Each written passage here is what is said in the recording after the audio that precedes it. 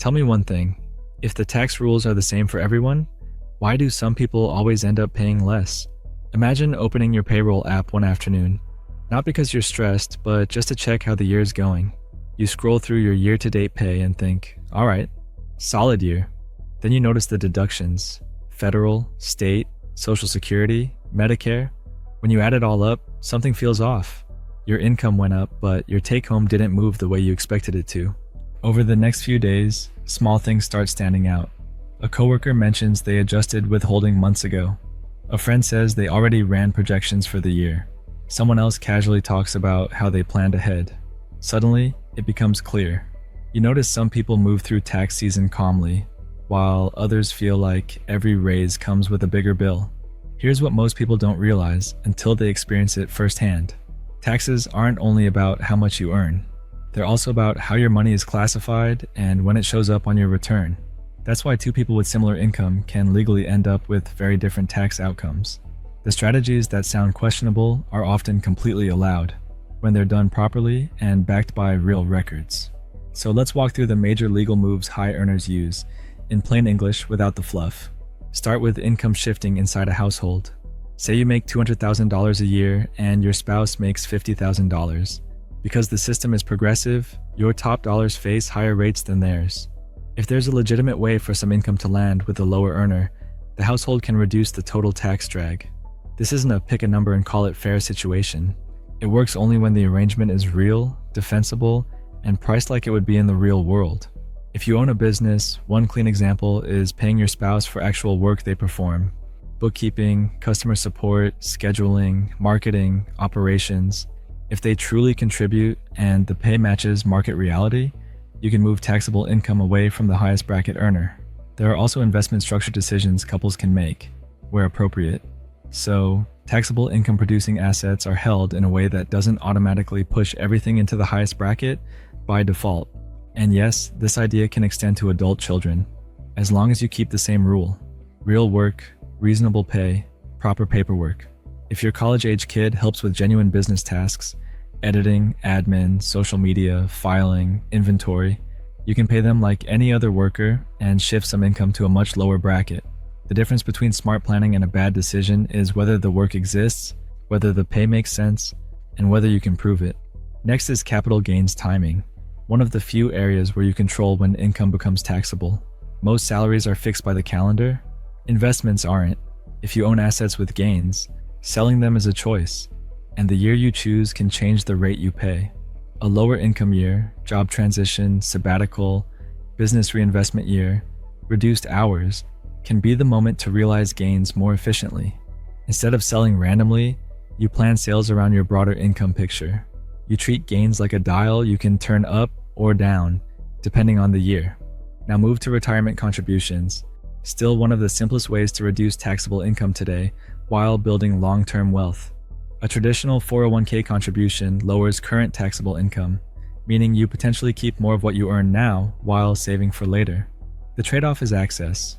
Retirement accounts have rules, and the benefit comes from playing the long game.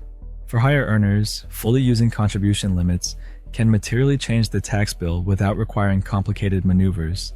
Then there's tax loss harvesting, which lets you use losing investments to reduce the taxes owed on winning ones.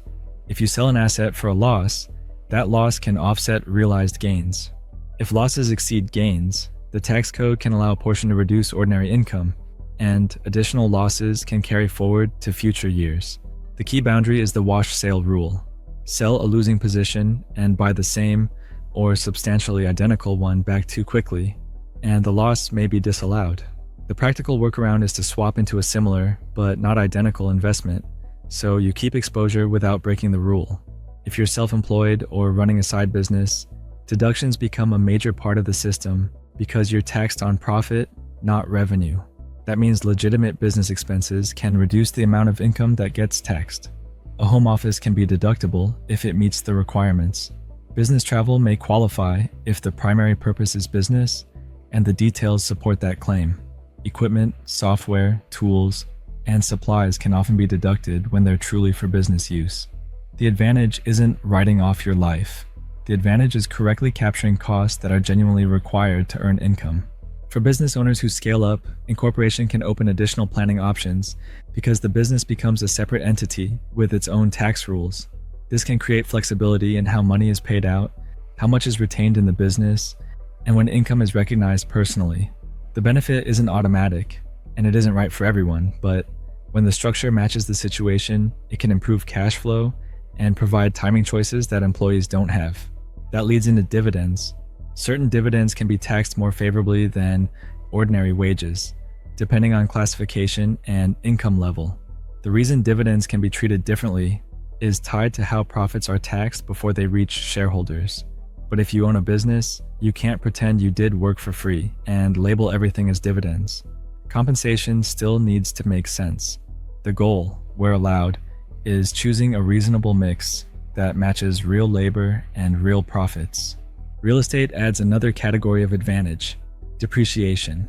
With rental property, the building portion can often be depreciated over a set schedule, creating a non-cash expense that can reduce taxable rental income even if the property's market value rises. That's why rental real estate can show strong cash flow while reporting lower taxable income. When investors sell, tax deferral strategies may be available in certain cases, like a properly executed 1031 exchange for eligible investment properties, allowing gains to be rolled into a new property under strict rules. For homeowners, there's the primary residence exclusion. If you meet the requirements, you may be able to exclude up to $250,000 of capital gains from taxes on the sale of a primary home, or up to $500,000 for married couples filing jointly. It's not a trick, it's a built-in rule with specific eligibility requirements tied to how long you owned and lived in the home. Charitable giving is another legal lever, especially when done strategically. Donations can reduce taxable income if you itemize and follow the limits. The advanced version is donating appreciated assets instead of cash. When you donate appreciated stock directly to a qualified charity, you may be able to deduct the fair market value while avoiding capital gains tax you would have triggered by selling first, assuming it's done correctly. Finally, there are trusts, tools used for estate planning, control, protection, and in some cases tax planning, depending on the structure and purpose. When you use trusts, they can be powerful, but they're not a copy-paste strategy. They're one of the areas where professional guidance matters most, because the details determine the outcome. The big shift is understanding this. The tax system treats different types of income differently. Wage income, capital gains, business profit, rental income, deductions, exclusions, retirement contributions. Each category follows its own rules. People who consistently keep more aren't necessarily doing anything shady. They're operating with a plan and choosing structures that match the system. So if your income is rising and your tax bill feels like it's rising faster, the solution usually isn't work less. It's learning the major legal levers, then using the ones that fit your situation the right way. And if you want more breakdowns like this, practical, legal, and clear, subscribe. Because the goal isn't to play games. The goal is to stop being surprised by taxes and start making decisions with a full picture in mind. If this breakdown helped you see taxes differently, make sure you subscribe. This channel is about understanding money the way high earners do, clearly, legally, and without the confusing jargon. We break down real strategies, real systems, and real decisions that help you keep more of what you earn. Subscribe so you don't miss the next video, because the more you understand how the system actually works, the less it can catch you off guard.